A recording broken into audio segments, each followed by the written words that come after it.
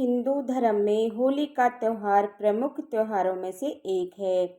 2 दिनों तक चलने वाले इस पर्व में पहले दिन होली का दहन किया जाता है और अगले दिन रंग वाली होली खेली जाती है। हिंदू पंचांग के अनुसार फागुन मास की पूर्णिमा तिथि को होली का दहन किया जाता है, जिसे छोटी होली के नाम से भी जानते हैं, और होली का दहन के ठीक अगले दिन रंग वाली होली मनाते हैं। और इस बार होली का दहन के दिन भद्रा का साया, तो वहाँ रंग वाली होली के दिन चंद्र ग्रहण लगने के कारण शुभ मुहूर्त को लेकर लोगों के बीच में असमंजस की स्थिति है। तो चलिए आपको बताते हैं कि होली का दहन का शुभ मुहूर्त क्या रहेगा और रंग वाली होली के दिन कौन कौन से शुभ योग बन रहे हैं। चंद्र ग्रहण का समय कब से कब तक रहेगा। इस बार 13 मार्च गुरुवार के दिन होली का दहन किया जाएगा और पूर्णिमा तिथि के 2 दिन रहने के कारण, क्योंकि चंद्र ग्रहण का समय 13 मार्च गुरुवार को रात को प्राप्त होगा, इसलिए पूर्णिमा का व्रत भी 13 मार्च के दिन गुरुवार को रहेगा। और अगले दिन यानी 14 मार्च दिन शुक्रवार को पूर्णिमा का स्नान दान किया जाएगा और रंग वाली होली भी इस दिन खेली जाएगी। पूर्णिमा तिथि प्रारंभ होगी 13 मार्च गुरुवार को सुबह 10:36 से और पूर्णिमा तिथि की समाप्ति होगी 14 मार्च शुक्रवार को दोपहर 12:23 पर। इस बार क्योंकि गुरुवार शुक्रवार दोनों ही दिन पूर्णिमा की तिथि रहेगी, ऐसे में 13 मार्च गुरुवार को पूर्णिमा का व्रत रहेगा और होली का दहन भी इसी दिन किया जाएगा। श्री सत्यनारायण भगवान का इस दिन व्रत रखकर दोपहर के समय कथा का पाठ किया जाएगा और उदय तिथि में पूर्णिमा का स्नान दान किया जाता है। तो 14 मार्च गुरुवार को स्नान दान की पूर्णिमा रहेगी। इस दिन रंग खेला जाएगा और साल का पहला चंद्र ग्रहण भी इसी दिन लगने वाला है। अब जानिए फागुन पूर्णिमा के व्रत वाले दिन रहने वाले मुहूर्तों के बारे में। इस दिन सूर्य उदय होगा 6:41 पर और सूर्यास्त शाम 6:31 पर होगा। ब्रह्म मुहूर्त का समय रहेगा सुबह 5:04 से 5:52 तक। और इस बार 13 मार्च को भद्रा भी लग रही है। भद्रा का बहुत ही अशुभ समय माना जाता है और भद्रा सुबह के समय भद्रा बहुत ही अशुभ है। तो 10:35 से रात 11:36 तक रहेगी। भद्रा का वास पृथ्वी लोक, पाताल लोक और स्वर्ग लोक में होता है। जब भी भद्रा का वास पृथ्वी लोक में होता है तो ये पृथ्वी पर बहुत ही कष्टकारी मानी जाती है और इस समय का हमेशा त्याग किया जाता है।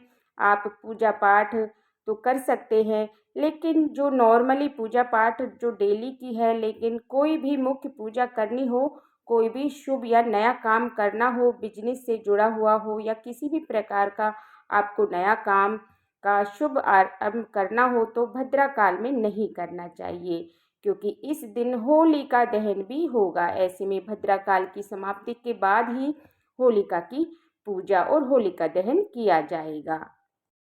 राहु काल भी अशुभ समय माना जाता है। राहु काल इस दिन दोपहर 1:30 से 3 बजे तक रहेगा और 13 मार्च गुरुवार को पूजा के शुभ मुहूर्त हैं, जिसमें प्रातःकाल पूजा का मुहूर्त सुबह 5:21 से 6:33 तक रहेगा और शाम पूजा मुहूर्त रहेगा शाम 6:28 से 7:41 तक और गोधूली मुहूर्त रहेगा शाम 6:26 से 6:50 तक और चंद्रोदय होगा शाम 5:54 पर। चंद्र देवता को इस समय के बाद से आप कभी भी अर्घ दे सकते हैं। 14 मार्च शुक्रवार को यानी फागुन पूर्णिमा के स्नान दान वाले दिन प्रातः पूजा मुहूर्त रहने वाला है सुबह 5:20 से 6:32। अभिजीत मुहूर्त रहेगा दोपहर 12:12 से और 12:59 तक और राहु काल सुबह 10:30 से दोपहर 12 बजे तक रहेगा।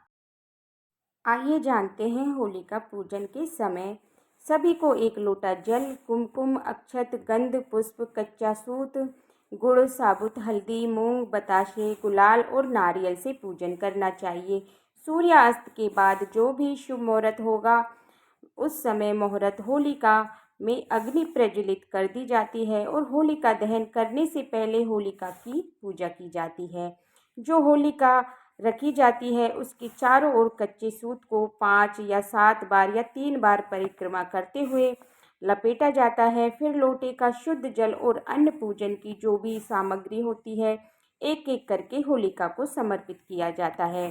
कुमकुम, अक्षत, पुष्प का पूजा में उपयोग किया जाता है और सुगंधित फूलों का प्रयोग कर पंच उपचार विधि से होलिका का पूजन करके पूजन के बाद जल में अर्घ दिया जाता है। होलिका पूजन के समय मंत्रों का जाप का उच्चारण भी करना चाहिए। होलिका में कुछ विशेष सामग्रियाँ की आहुति दी जाती है, जैसे कच्चे आम और नारियल, 7 तरह के धान यानी उड़द, गेहूँ, मूंग, चना, जौ, चावल आदि। इनके अलावा और आप अबीर गुलाल भी होलिका में अर्पित करें। यदि आप अपने विरोधियों को शांत करना चाहते हैं तो उनके नाम से लौंग का एक जोड़ा जलती हुई होलिका में प्रज्वलित करें। ऐसा करने से विरोधी शांत होते हैं और उनसे आपको किसी भी प्रकार का कोई भय नहीं रहता है।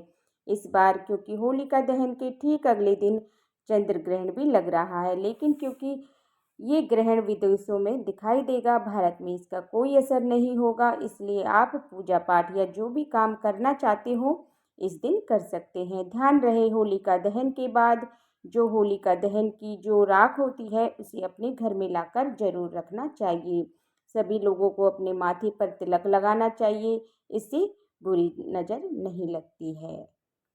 तो आप ये होली दहन के दिन ये उपाय आप ज़रूर करें। अगर आपको ये जानकारी पसंद आई हो तो मेरी वीडियो को लाइक करना, चैनल को सब्सक्राइब करना और बेल आइकन बटन को प्रेस कर देना, जिससे कि मेरी आने वाली वीडियोज़ का नोटिफिकेशन आपको समय पर मिल जाए। देखने के लिए बहुत बहुत धन्यवाद।